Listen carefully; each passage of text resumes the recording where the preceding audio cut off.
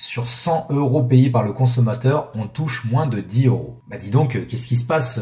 C'est l'URSS? C'est le bolchevisme? Ou alors, c'est autre chose?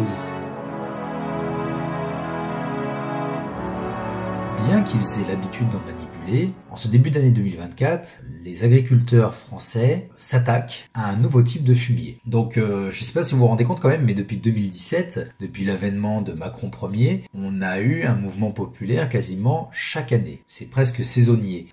On a eu les gilets jaunes évidemment avec toutes les résurgences, on a eu le blocage des raffineries, on a eu le blocage par la SNCF, on a eu le mouvement des retraites, on a eu aussi les émeutes de banlieue liées au décès du jeune Naël, qui pour tout un tas de raisons méritait peut-être d'être sanctionné, mais ne méritait certainement pas de mourir. Et on a eu les manifestations en soutien à la Palestine, on a eu les casserolades, enfin ça on l'avait oublié celle-là, mais les casserolades aussi c'était une belle période. Chaque année, il se passe un mouvement populaire. Et cette année, dès le début, un mouvement des agriculteurs. C'est comme toujours une histoire de travail qui ne paye pas.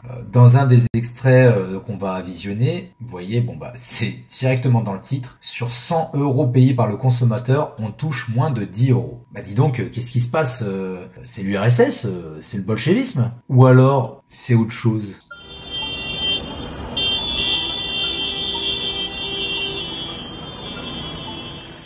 Donc là, voilà, ils ont bloqué des grandes portions de route. On voit également, voilà, qu'ils sont foutus du fumier, des barrages, un petit peu partout. Donc on est vraiment dans une ambiance gilet jaune, mais plus vénère. Presque gilet jaune 6 mois après le début du mouvement. Les conditions de travail, évidemment, s'opposent notamment à des normes environnementales. Alors, je pense pas qu'ils s'opposent en soi aux normes environnementales, on va le voir, mais je pense qu'ils s'opposent au fait que eux, ils soient contraints de les appliquer et qu'ils sont mis en concurrence avec d'autres producteurs qui n'y sont pas contraints. Et ça, on va le voir à travers les traités de libre-échange. Mais je suis sûr que si on disait aux agriculteurs français, maintenant, vous qui étiez l'exception, ça va devenir la norme un peu partout sur la planète, ils vont se dire, bon, bah alors c'est bon, on n'est plus les seuls à le faire, donc ça va aller mieux. Donc, ils s'opposent à ces normes-là, mais je pense que si on leur disait que toute la planète allait les appliquer, ils s'y opposeraient moins. C'est vraiment une histoire de dire, en fait, nous, on nous impose des trucs qu'on n'impose pas aux autres, et du coup, on est pénalisé à cause de ça. Ce qui peut se comprendre, comme point de vue. Qui se comprend tout à fait. Et des charges financières européennes qu'ils jugent trop lourdes. Je sais pas, il n'y a pas la PAC, il n'y a pas le plan agricole communautaire ou je sais plus quoi là, la PAC là. Qui est payé par le consommateur, il y a moins de 10 € qui reviennent dans la poche de l'agriculteur. Voilà, c'est quand même inadmissible. Les agriculteurs se sont adaptés, certains sont partis vers des productions bio, à la demande du consommateur, et aujourd'hui, les productions bio sont payées encore moins cher, notamment le blé, que des productions conventionnelles. On ne peut pas continuer comme ça, on marche vraiment sur la tête. Et là, vraiment, on peut se poser la question, le problème, il vient d'où? Parce que je pense qu'on va le voir avec d'autres événements, mais d'où vient le problème? Est-ce qu'il vient des lois? Est-ce qu'il vient des réglementations européennes ou internationales? Est-ce qu'il vient des marchés? C'est là la question en fait. Alors aujourd'hui, on taxe les agriculteurs pour la pollution, puisque soi-disant ça pollue, mais on ne taxe pas le kérosène pour les avions qui polluent notre ciel à longueur de journée. Et il a raison là. Et qui ne veut pas taxer le kérosène? Qui est-ce qui fait en sorte que le kérosène ne soit pas taxé? Et pour quelle raison? Quand on commence à se poser les questions du pourquoi, on n'est plus dans une espèce d'idéalisme en mode oui pour la sauvegarde, pour l'économie, pour machin. C'est des intérêts de classe. C'est des intérêts de classe.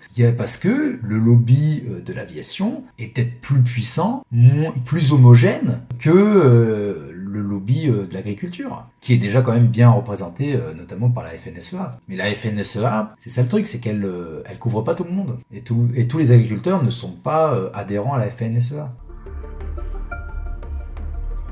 Et effectivement, donc il y en a un peu partout en Europe. Je crois en Pologne, en Allemagne notamment. Enfin, c'est fou quoi, je crois qu'il y a plusieurs pays d'Europe qui sont concernés. Voilà, des grands pays agricoles.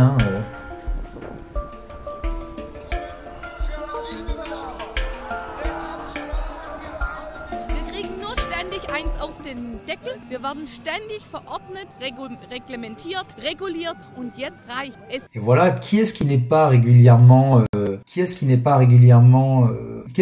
constamment prescrit, réglementé, régulé, parce que les agriculteurs, ils se font voir, parce que c'est aussi la structure du monde paysan. Qu'est-ce qui se passe? La structure du monde paysan, elle est atomisée, elle est éclatée, elle est éparpillée. Il y a des gens qui travaillent dans le même domaine qui ne se croisent jamais, parce que c'est tellement vaste, tellement de domaines différents au sein du monde agricole. Par exemple, moi j'aimerais bien savoir si dans les agriculteurs qui sont en train de se plaindre là, est-ce qu'il y a des viticulteurs? Est-ce qu'il y a quels sont les profils vraiment précis des gens qui manifestent, qui disent qu'ils sont rincés par le système? Parce que je crois, on verra dans un zapping, on verra que c'est pas tous les agriculteurs qui se sentent concernés par tous ces problèmes-là. Donc voilà, colère des agriculteurs, les syndicats annoncent que les actions se poursuivent, le ministre de l'Agriculture promet des annonces dans la semaine. Il y a des... Pour les gilets jaunes, pendant des semaines, il n'y a rien eu. À part, on va discuter. Puis un grand débat de merde qui a servi à rien. Qui a servi à calmer le jeu, à faire croire aux gens que la démocratie allait encore agir. C'était bonne blague. Mais le vrai problème, c'est pas tant la production, parce que par rapport à ce qu'on produit, je crois que la France pourrait quasiment être en autonomie agricole si elle consommait ce qu'elle produisait. Peut-être même qu'il y aurait moins de gaspillage. Mais le vrai problème, comme il le disait, entre les normes environnementales et tout, c'est les accords de libre-échange. Les accords de libre-échange, c'est des accords entre des États, notamment l'Union européenne et d'autres États, le Canada, mais là récemment c'est la Nouvelle-Zélande qui a fait parler d'elle. Donc si vous voulez lire l'article, vous pourrez le lire, je le mettrai en description. Mais en gros, voilà, parmi les reproches qu'on leur fait, c'est pêle-mêle d'avoir été négocié dans l'opacité. Donc c'est des contrats de libre-échange qui concernent des domaines et des secteurs entiers de la production, que ce soit agricole, que ce soit alimentaire, que ce soit artisanal ou quoi que ce soit. Et il y a les principaux acteurs, ils savent même pas trop comment ça se passe, ils savent pas trop comment c'est négocié. Bon bref, ils sont pas impliqués dans le processus. Et par contre, sont impliqués dans le processus des négociants à Bruxelles et dans les grandes capitales économiques, qui vont dire voilà, pour tant de tonnes exportées, on va importer tant, etc. Tel prix, telle variété, tel machin, tel truc. Qui est au courant en fait? Des gens qui, peut-être parce que c'est pas leur métier tout ça, mais des gens négocient sur des matériaux, sur des quantités et de la production de matières dont ils n'ont jamais vu le terrain. Et ça peut se comprendre parce que c'est pas leur métier, leur métier c'est d'être négociant. Et dans ce cas-là, tu vas prendre l'avis des principaux concernés. Et alors on va dire oui, il y a les syndicats. Ouais, mais est-ce que tu as pris en compte tous les syndicats et tous les intérêts qui étaient en jeu de toutes les parties prenantes? Faut croire que au bout du compte non, parce que sinon on n'en serait pas à foutre du fumier sur les voies de chemin de fer. Alors, de niveler par le bas les normes européennes, parce que pourquoi on nivelle par le bas les normes européennes? Parce que c'est des questions de coût, c'est des questions de marge. Si en France vous fabriquez un produit avec des normes conséquentes, mais que du coup ça augmente le prix en amont, ça augmente le prix à la fin, pour le consommateur qui, en plus avec l'inflation et tout ça, se retrouve à devoir faire des choix, effectivement, entre des clémentines qui viennent de Corse à 6 € le kilo et des clémentines qui viennent d'Espagne bourrées de pesticides qui coûtent 3 € le kilo, les gens au bout d'un moment, on leur dit de manger 5 fruits et légumes par jour, ils peuvent avoir le double de la quantité pour un prix équivalent. Évidemment, ils vont aller sur les trucs espagnols. Mais dans ce cas-là, tu peux pas demander aux Corses de faire des trucs qui vont devoir vendre à 7 € le kilo à la fin et être mis sur le même étal que le type qui va vendre 2 fois moins cher, parce qu'il a pas les mêmes normes. Et encore, ça pourrait marcher, le local, le bio, tout ça, si les salaires ils suivaient l'inflation. Mais le fait est que les salaires ils suivent pas l'inflation, parce que si les salaires ils suivent l'inflation, les prix vont augmenter. Enfin bref, c'est un cercle sans fin, quoi. À la fin, les gens qui mangent, ils mangent des produits avec des normes pourries, et ceux qui font les efforts de faire des produits de bonne qualité, de haute qualité, ils trouvent pas preneur, donc leur marchandise finit par être gaspillée parce que elle pourrit sur les étals, quoi. De mettre en danger certains emplois, notamment agricoles, voire de porter atteinte au fonctionnement démocratique des pays de l'UE, en permettant aux entreprises de remettre en question les législations nationales. Alors là, ça c'est magique quand même.